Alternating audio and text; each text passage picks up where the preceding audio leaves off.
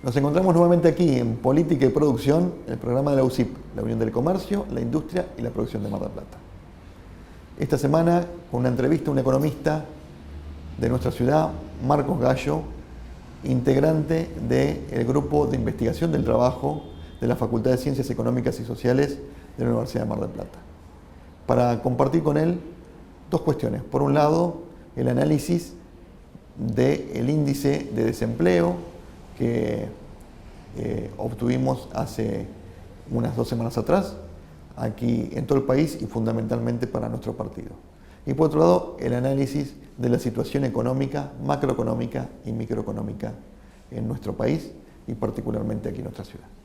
Así que vamos a un corte y enseguida volvemos.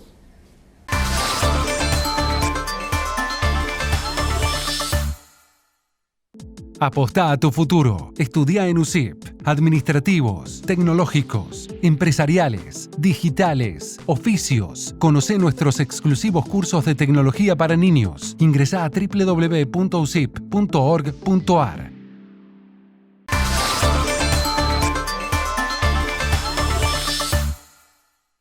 Vení a Provincia Net Pagos y hacé todo en un mismo lugar, sin vueltas, rápido y seguro. ¡Te esperamos! Provincia Net Pagos.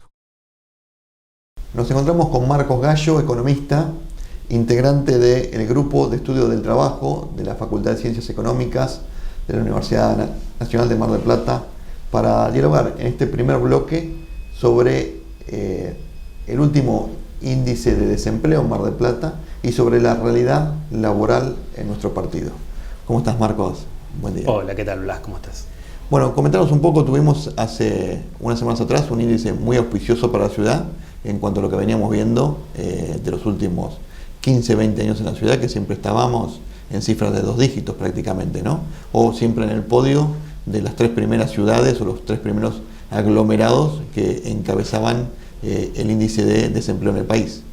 Sí, Mar del Plata siempre históricamente tuvo tasas de desempleo relativamente elevadas en comparación con otros aglomerados y en comparación con el promedio nacional, y en esta oportunidad vimos que Mar del Plata no solo arroja un índice de desempleo más bajo que el promedio nacional, sino que está muy por detrás en el ranking, diríamos, de las ciudades con más alto desempleo. Siempre Mar del Plata está entre los primeros lugares, entre los primeros 3 o 4 lugares. Esta vez quedó en el puesto 16 en cuanto a las ciudades con más desempleo del país. Más allá de eso, nosotros observamos a nivel nacional, sí, no solo a nivel local, que ya desde el año pasado, tras la progresiva salida de la pandemia y la reactivación de actividades económicas, que el desempleo está disminuyendo aceleradamente, tanto a nivel local como nacional, y en Mar del Plata el último índice de desempleo, que arrojó un porcentaje del 5,8%, es el mínimo histórico. El mínimo histórico anterior lo habíamos tenido en el año 2006, dio por debajo del nacional, que dio del 7%, y hay ciertas particularidades, ¿no? Este índice de desempleo es el índice de desempleo del primer trimestre. El más fuerte en Mar del Plata. Digamos, es el más fuerte en Mar del Plata por cuestiones estacionales. Es un índice de desempleo que abarca la temporada estival. Y el turismo, que había sido todo lo que es turismo, gastronomía y hotelería, las actividades vinculadas al turismo, que habían sido uno de los sectores más golpeados por la pandemia, tuvieron también una fuerte reactivación. En eso, sin duda, consideramos que influyó la política que se aplicó a nivel nacional de promoción de actividades turísticas, concretamente el plan previaje. Seguramente tuvo una incidencia en este índice de desempleo que arrojó Mar del Plata en el primer trimestre. Más allá de eso, más allá de estas particularidades, el impulso específicamente a las actividades turísticas que se dio desde el Estado Nacional y la estacionalidad que tiene Mar del Plata en cuanto a su mercado de trabajo, nosotros consideramos que ya desde el año pasado se viene viendo una recuperación bastante sólida del mercado de trabajo, con algunas particularidades, por supuesto. Mar del Plata tiene, o General Porredón tiene una característica productiva diversa, ¿no? Turismo, pesca, extractivo, cordón frutícola, industria, el comercio. podríamos decir que el turismo fue, por lo que venimos escuchando hasta ahora, el gran traccionador de la baja de este índice de desempleo. ¿Pero fue el único o hay también participación de algunos otros sectores? Cuando queremos hacer el desglose por rama de actividad, nosotros en Mar del Plata particularmente nos encontramos con la problemática de que la encuesta permanente de hogares no tiene un tamaño muestral tan grande que nos permita hacer un análisis del empleo al interior de cada rama de actividad. Sin embargo, si lo vemos a nivel nacional, sí podemos ver eso y extrapolarlo a la realidad local. Y lo que vemos es que, si bien a nivel nacional, turismo, hoteles y restaurantes son uno de los rubros que más creció, también creció mucho la industria manufacturera y la construcción, dos actividades que en Mar del Plata también tienen una fuerte presencia. Ahora, cuando uno ve generalmente estos índices, mira primero el índice de desempleo, pero hay otros índices que acompañan, como es el subempleo demandante, no demandante. ¿Cuál es el significado de estos índices y la importancia que han tenido o las variaciones que han tenido en esta medición? En general lo que vemos es una mejora de todos los indicadores. Ha subido mucho, además de la baja en el desempleo, hubo un fuerte crecimiento de la tasa de actividad. La tasa de actividad es el conjunto de personas que tienen trabajo y que sin tenerlo buscan trabajo, o sea, son los ocupados más los desocupados en términos matemáticos. Y ha subido también la tasa de empleo, que es el porcentaje de personas que trabajan sobre la población total. Las tasas de subempleo, si bien han disminuido, nosotros lo que hemos observado es que ha habido un cambio de tendencia en los últimos años en cuanto a la calidad del empleo, en el sentido de que parte de la recuperación se da a través del crecimiento de lo que son los monotributistas y los monotributistas sociales. O sea, está creciendo fuertemente, y esto es una tendencia que vemos desde antes de la pandemia, el cuentapropismo registrado. Sí. ¿Y esto es por emprendedurismo o es por relación laboral no registrada? Y acá nosotros consideramos que hay dos cosas. Por un lado, parte del proceso de destrucción de puestos de trabajo que tuvo lugar prepandemia y durante la pandemia, implicó un pasaje de empleos asalariados registrados a el cuentapropismo. Incluso en algunos casos para complementar ingresos. En algunos casos para complementar ingresos, en otros casos como refugio ante una situación de desempleo. Y ha habido en los últimos años también facilidades para la registración de todo un universo de cuentapropismo que operaba en el sector informal, que ahora puede registrarse a través del monotributo social o el monotributo de las categorías más bajas. Creemos nosotros que ese conjunto en particular se alimenta de estas dos tendencias. Hemos visto que los cuentapropistas han crecido en número, también en este contexto de recuperación post-pandemia, pero también en este contexto de recuperación post-pandemia crecieron los asalariados registrados en el sector privado. Pero sí estamos viendo en la composición del empleo, más allá de la situación particular que implicó la pandemia, que el universo de cuentapropistas, bajo distintas modalidades, monotributistas sociales e incluso trabajadores informales o no registrados, que los podemos captar a través de la encuesta permanente de hogares, eso es un universo que está en crecimiento.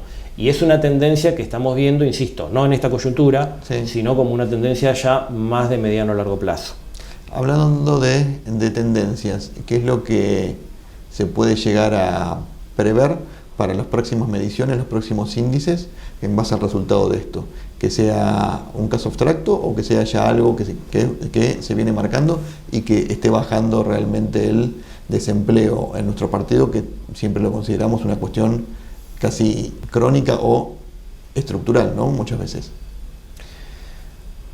Es posible que, saliendo de la estacionalidad específica que implica el primer trimestre, el desempleo en Mar del Plata pueda presentar una alza relativa. Pero más allá de eso, yo creo que estamos observando una tendencia estructural a nivel nacional y que por supuesto impacta en lo local,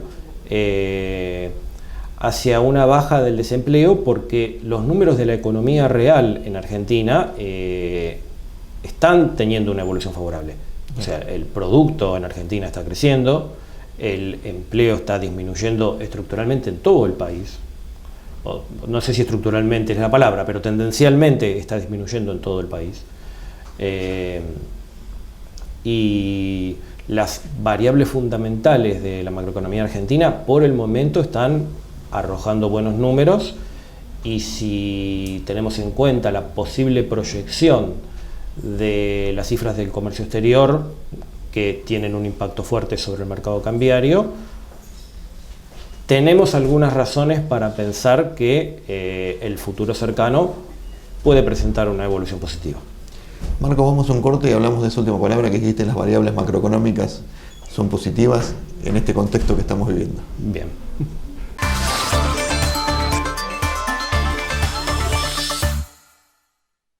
Apostá a tu futuro. Estudia en USIP. Administrativos, tecnológicos, empresariales, digitales, oficios. Conocé nuestros exclusivos cursos de tecnología para niños. Ingresá a www.usip.org.ar.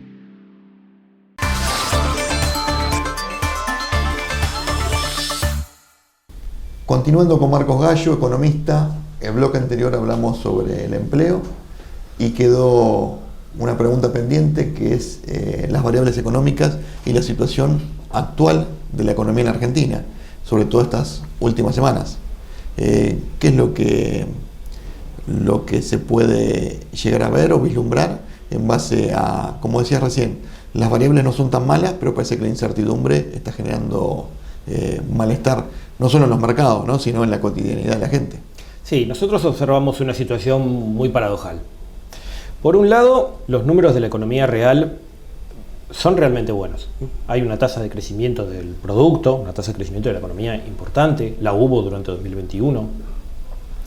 Hay superávit de comercio exterior, un superávit de comercio exterior que consideramos nosotros que en este contexto internacional va a crecer, porque los precios de las materias primas que exporta Argentina tienen una tendencia creciente en el contexto. Perdón, ¿pero ese superávit no se ve también al frenar las importaciones que hay, que en muchos casos son insumos?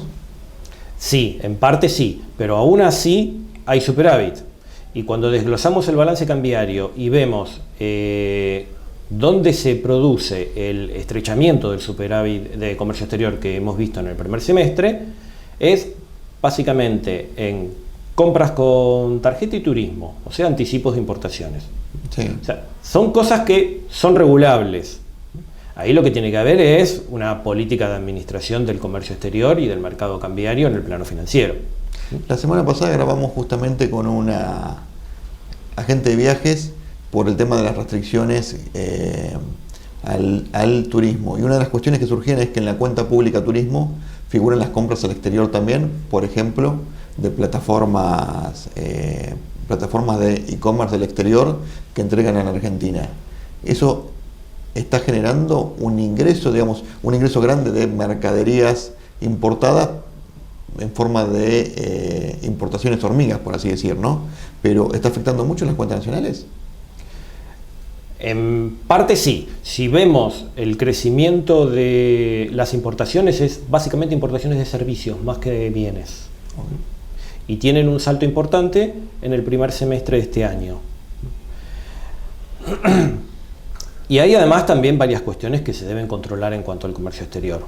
Sabemos muy bien que gran parte del comercio exterior, las importaciones son comercio intrafirma. Grandes empresas que compran a una filial de la propia empresa en el extranjero.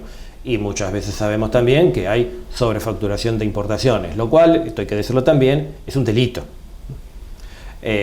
Bueno, ahí hay un área donde se deben ajustar los controles para evitar que sucedan este tipo de cuestiones. Y si una empresa, sobre todo una empresa de tamaño considerable, empresas grandes, en esto no podemos incluir a lo que es el universo de pymes, pero las empresas grandes que realizan este tipo de operaciones, bueno, hay que procurar que el financiamiento lo obtengan desde el exterior, porque tienen capacidad para hacer eso.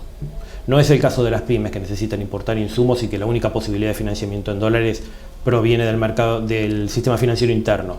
pero una empresa multinacional no necesita ir a comprar dólares en el sistema financiero local para proveerse de importaciones, que además se la vende la propia filial. Sí. Y además en muchos casos con precios sobrefacturados.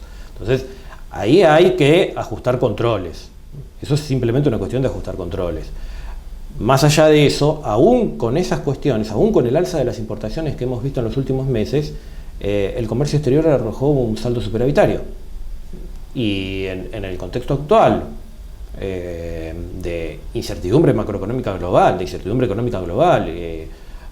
con el enfrentamiento entre bloques geopolíticos y la guerra de Ucrania, los precios de las materias primas que exporta Argentina van a crecer. O sea, es previsible que crezcan. Sí. Con lo cual, lo razonable sería esperar, por lo menos en el mediano plazo, que los números del comercio exterior mejoren. El tipo de cambio argentino es muy competitivo en este momento. Tenemos un salario medido en dólares que es comparativamente bajo en la medición internacional. Y la competitividad del tipo de cambio, de hecho, se ve, entre otras cosas, en los resultados del comercio exterior. Más allá de estas cuestiones, vemos que hay una gran incertidumbre en el mercado cambiario que está originado más que nada en cuestiones financieras. Empresas que importan más de lo que necesitan, que se financian en dólares en el mercado local cuando podrían financiarse en el exterior, que sobrefacturan exportaciones, que tratan de pagar anticipadamente créditos en moneda extranjera. Ahora, la deuda pública en moneda extranjera hoy no es un problema porque los pagos están diferidos hasta 2024 y 2025. Está bien, pero puede que haya muchas empresas que actúen de la manera que vos decís, pero hay muchísimas otras que no. Y hoy la situación macroeconómica no parecería que se condice con la microeconómica que estamos viviendo en el país, donde tenemos dispersión de precios, dispersión de acciones, donde un poco cada empresa, a partir de la renuncia del ministro Guzmán y esta última semana de incertidumbre que hubo, se produjeron algunas certidumbres, pero no viene respondiendo de alguna manera, como vos decías, el tipo de cambio, tanto de los mercados, digamos, no lo que es el oficial, pero el dólar bolsa, el dólar blue, viene respondiendo de una manera diferente. En la micro no se estaría viviendo esa misma situación. Bien, primero, en cuanto al universo empresarial argentino, es muy heterogéneo y hay que hacer, por supuesto, una gran distinción entre lo que son grandes empresas o grandes conglomerados de empresas que actúan de forma corporativa, de lo que es el gran universo de pymes.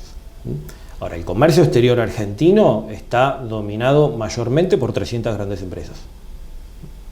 Sí. Y las pymes, de hecho, son víctimas también de estos vaivenes cambiarios. Sí, porque son las que le compran los insumos en muchos casos. Exactamente. O que tienen que importar y tienen incertidumbre con respecto al tipo de cambio en el corto plazo. Después, en Argentina se dan cosas que en gran medida son irracionales. Se le presta más atención a los tipos de cambio paralelos que al oficial. En la formación de costos, lo que incide es el tipo de cambio oficial, que hoy está aproximadamente en 130 pesos.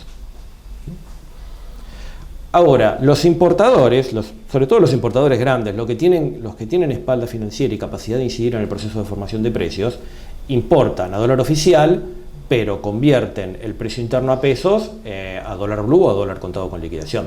Bueno. No hay una razón económica que justifique eso. Ahí hay una conducta especulativa.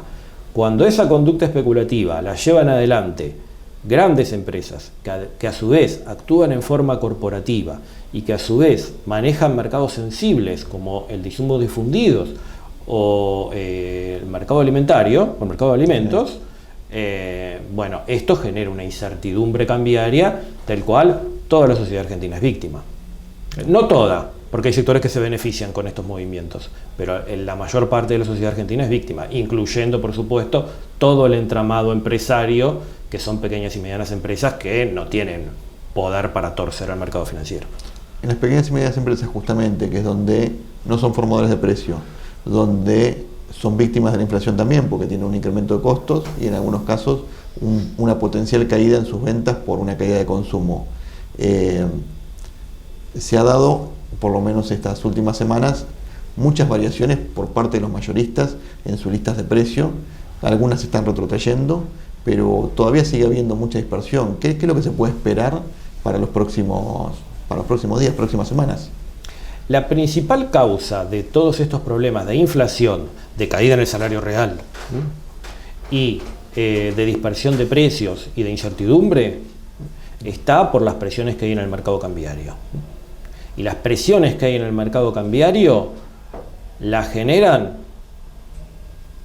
a lo sumo 300 grandes empresas, que son las que tienen capacidad de hacer operaciones grandes en forma coordinada que desestabilizan el mercado cambiario.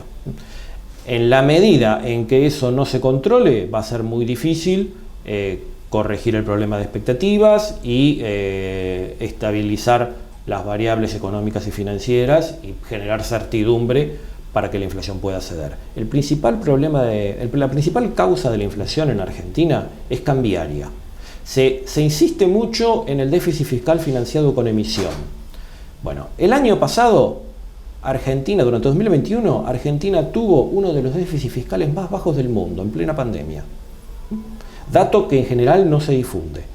Y desde diciembre de 2021 hasta hoy, el Banco Central está aplicando una política monetaria súper restrictiva, con una base monetaria congelada y con tasas de interés de política monetaria muy altas. O sea, la tasa de interés de política monetaria, la tasa de interés que cobran los bancos por las LELIQs que tienen en stock, hoy es una tasa de interés anual efectiva superior al 60%.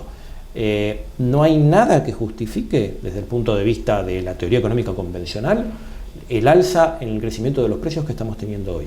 El alza en los precios que estamos teniendo hoy, la inflación que estamos teniendo hoy y el problema de pérdida del poder adquisitivo del salario que estamos teniendo hoy se origina en el mercado cambiario y se origina en las operaciones especulativas que hacen las grandes empresas, que son las que tienen capacidad de mover el mercado cambiario. Pensemos una cosa, un dato importante, para dar una idea de la concentración que hay en este tipo de estructuras. Sí. Los 100 agentes durante los 4 años de gobierno de Mauricio Macri hubo formación de activos externos, lo que habitualmente se llama fuga de capitales, sí, por 86.000 millones de dólares.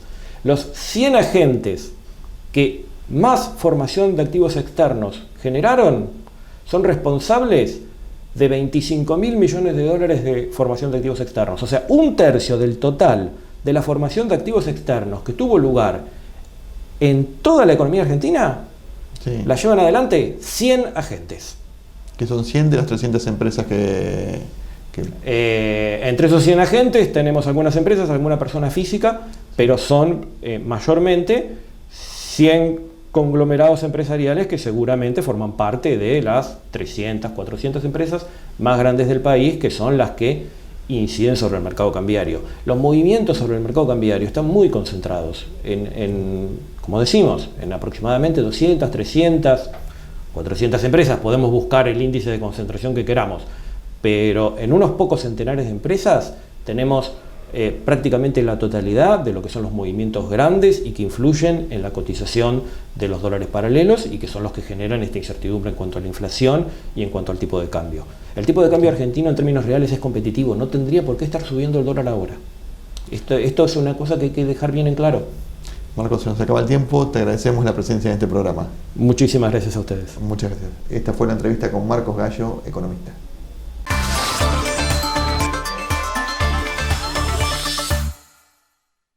Apostá a tu futuro. Estudia en USIP. Administrativos, tecnológicos, empresariales, digitales, oficios. Conocé nuestros exclusivos cursos de tecnología para niños. Ingresá a www.usip.org.ar.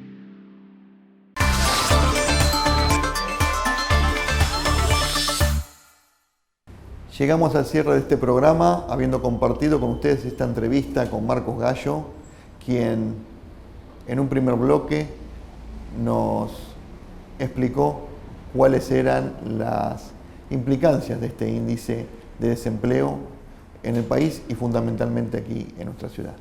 Pero luego, en un segundo bloque donde abarcamos los temas de coyuntura, los temas macroeconómicos y microeconómicos que están afectando al país en estos momentos y también a la ciudad de Mar del Plata. Aquellas variables que se están teniendo en cuenta y aquellas cuestiones que están generando clima de incertidumbre tanto para las empresas como para las personas y los consumidores. Esperamos que este programa haya sido de su agrado. Nos encontramos la semana que viene nuevamente aquí en Política y Producción, el programa de la UCIP, la Unión del Comercio, la Industria y la Producción de Mar del Plata.